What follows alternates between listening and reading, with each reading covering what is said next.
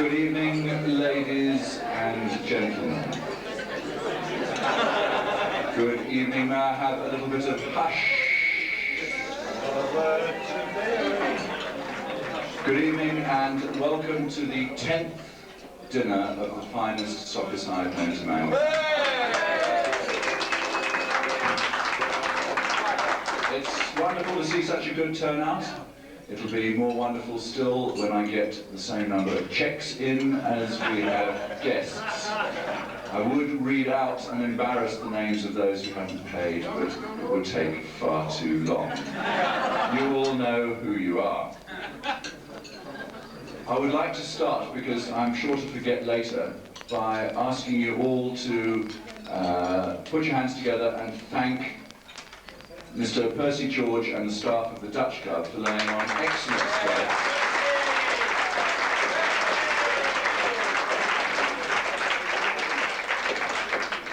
It's no coincidence this is our 6th dinner here. We always have a good time, and that's due in no small measure to the hard work and skills of Percy and his team.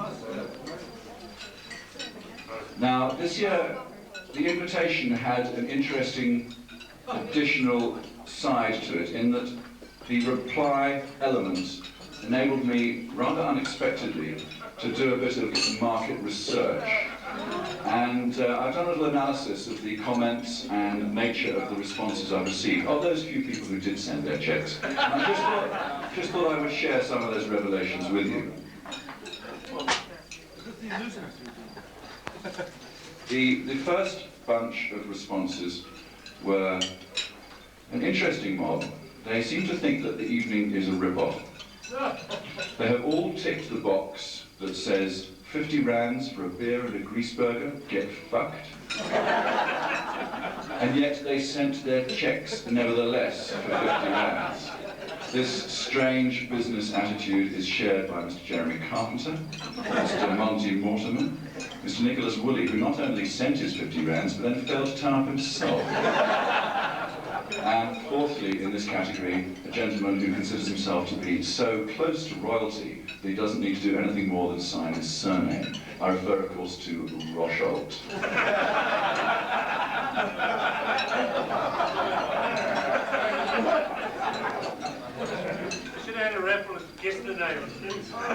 Mr. Endicott falls into this category as well, but he used the letter to write all sorts of strange comments there. He did end up saying 50 rands for a beer and a grease burger, get fucked, but said at the top, ripped off again, and we still look forward to it. We look forward to having you here, William.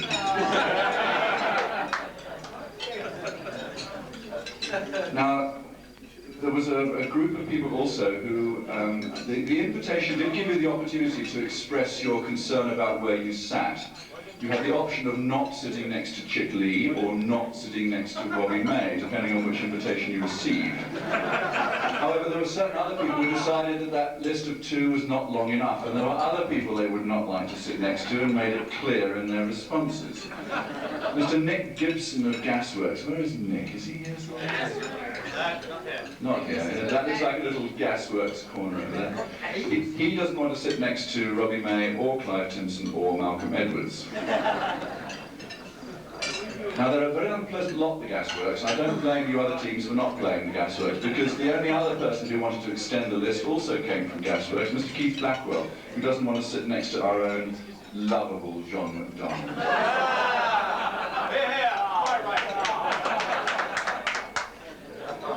Now, Peter Collison is the only person to have put in a 5th option. You had 4 options to tick. He put in a 5th, but still fails to tick any one of those 5. And he said he wants a full rebate if Pollock's in the cabaret. Now, he must know something I don't know, because he hasn't turned up tonight, even though he's paid. We then move on to what I call the Tipex Brigade. There are a number of people who used bottles of Tipex to be extraordinarily creative. The first was that well-known legal eagle in the SAB, Mr. Peter Hurd, who, with a delicate use of Tipex, said, "Yes, oh Captain, of course I'll be there. I wouldn't miss it for the world. I enclose a cheque for 2 rands, put the extra 50 towards the new team bus." I hope his legal acumen exceeds his arithmetic. A greater use of Tipex was shown by Mr. Rod Frew, and here he very cleverly left himself with only one box by Tipexing out the other three, and the story reads as follows. Yes, oh Captain, of course I'll be there, I wouldn't miss it for the world. Just please don't make me sit next to Robbie May. Mrs. May, now that's a different dinner. Here's my 50 rands for a beer and a grease burger. Robbie, I should keep one eye on Rod and the other on Barbie. We then come to more legal people. Funny how many lawyers there are in the rest of Africa. We've got two more, Mr. Van Niekerk and Mr. Cusen. Mr. Van Niekerk said, yes, oh Captain, of course I'll be there, I wouldn't miss it for the world. I enclose a cheque for 200 rands, put the extra 150 towards the new team bus, but failed to enclose a cheque for 200 rands. Enclosed one for 50 rands. Now, I'm not sure if that's libel or slander, but I'm sure it's a crime either way. Mr. Cusen chose to write me a letter on a nice legal-looking letterhead. Only A5, cheapskate can't afford A4. And not only did he write to me, but he phoned me up to abuse me. The letter is pretty abusive. He then followed it up with a phone call in which he carried on the tirade against me, which was based around the fact that he had supposedly sent me a cheque and failed to see why I had failed in my part to pay it in and was still chasing him for money. It turned out that he was unable to transcribe successfully 6 digits from my pre-printed letterhead onto his envelope to me. Consequently, his cheque went to the wrong address. Despite that, he was abusive and rude, and I hate to think what similar errors of transcription could do to his clients' futures.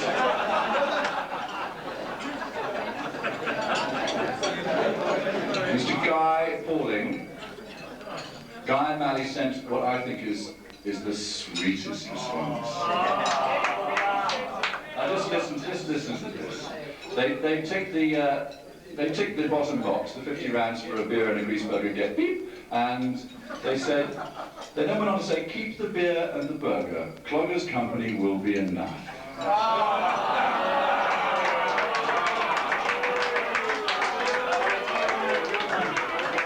That one wins my award for sincerity, for affection, and they went on and they paid very cleverly in Cloggers colours with a crisp red and white 50 rand note.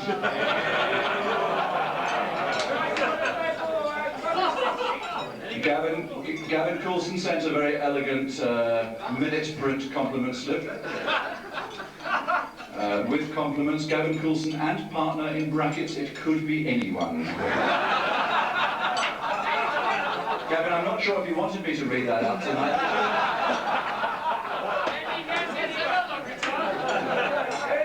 Well, welcome anyone. May you graduate eventually to become someone. Then I was very excited. I got a floral letterhead. Oh, perfumed as well. This came from Miss Peggy Ann Mist, our amazing supporter, who tonight is masquerading as Nicholas Woolley, because once Nick Woolley said he couldn't come, Peggy offered to escort Mrs. Woolley, and her letter says, knowing Mr. Woolley's liking for self-exposure, she ends her letter, I will attempt to keep my trousers on. I hope she fails.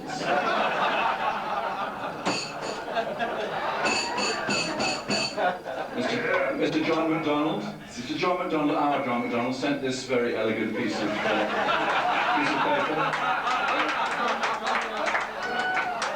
Clearly the 1.5 sheets of A4 that I sent him have been put to better use within his company.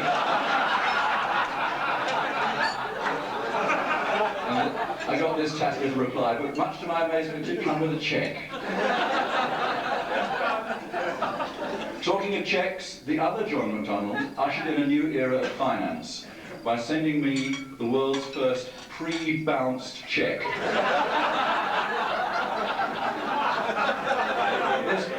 This cheque has almost every available square centimetre covered in assorted bank stamps, even before I'd taken it down to the bank. And it was written out on behalf of all of the members of the rest of Africa. Mr. MacDonald has an illustrious reputation as a cheque bouncer, and it was exciting to see him carrying on his tradition. Fortunately, I subsequently managed to get all the guys to pay separately. Then we hit the verbal diarrhea brigade, headed by Mr. Adrian Jones, who sent me this long letter on quite the most tasteless letterhead I've seen. And really, this is quite disgraceful. I mean, just one paragraph from here. It says, as a man who only joined UPA because they offered more than one soccer strip every 8 years, I can admit to having always had a wish to see if the dinners of a stampede of cloggers bore any similarity to their footballing skills in lacking, i.e. lacking in any real meat, short on anything of substance, and served up in the most disorderly fashion, not to mention all over the place, which we won't mention, that is. If this hadn't come with a cheque, the invitation would have been withdrawn. I don't know where the man was educated, but I hope I never get educated there. There was then a category of people who didn't do anything with their letter. They received it, they obviously opened it, and they sent it back. Nothing written on it anywhere, the whole thing, my letter and... But this must be a business practice that's very successful, because Mr. Richard Osborne is one of the leading insurance consultants in town, and Mr. Ever de Bendenon is one of the leading white boys in town. And so that's the way they do business? Great. The final one I want to point out came from Mr. John Francis Pollock, where he is the only person to have ticked all 4 boxes. And he just put on the side, presumably his explanation for this multiple ticking, I'm just a gullible sort of bloke. Now, I've known John Francis for a while, and I'm sure you've known John Francis for a while, and gullible is not the first adjective that springs to mind. Audible, certainly. Voluble. Laughable, stoppable, horrible, vegetable perhaps, unprintable, biodegradable perhaps, John. Drivable, I hear, once in a while, circumnavigable, abominable, incapable, inflatable, dunstable, unemployable, unintelligible, but not gullible, John.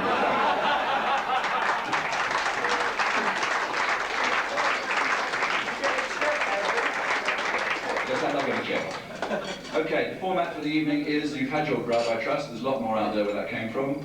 There will be a little cabaret to follow. So we are running a bit late, so we're going to try and truck on as fast as we can. Please don't leave before the cabaret's over. We have locked all the doors anyway. And as you have seen, we are recording this on video. So anybody who does a Superman act through a closed door or window will simply be caught up with and lashed to a chair at some future date and be forced to watch the video.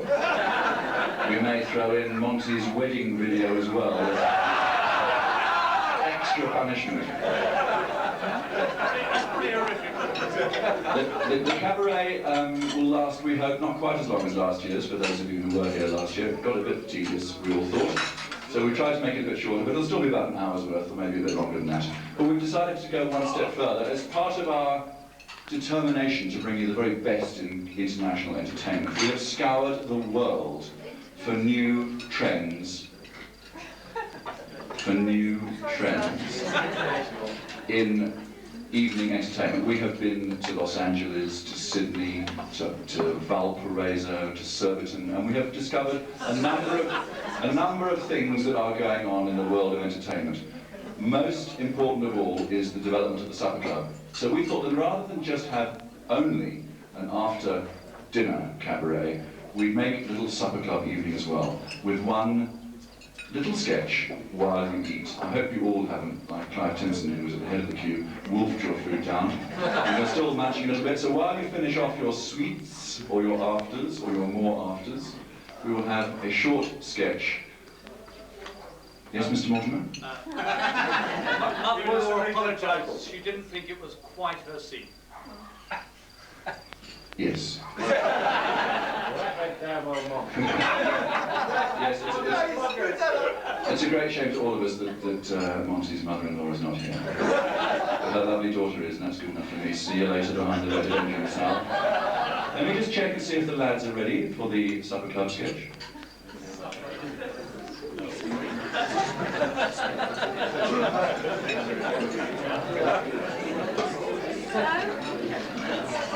Okay, as I say, we have scoured the world with this particular sketch. We have imported at great expense the most Mrs. Pugh, the most marvellous team of illusionists. If ever you thought you have been deceived, for example, by one of Mr. Mortimer's body swerves, you are about to be deceived more clearly tonight. A team of illusionists that leave everything to the imagination. Ladies and gentlemen, can I please have a rip-roaring round of applause for Mr. Marvo and his magical assistants.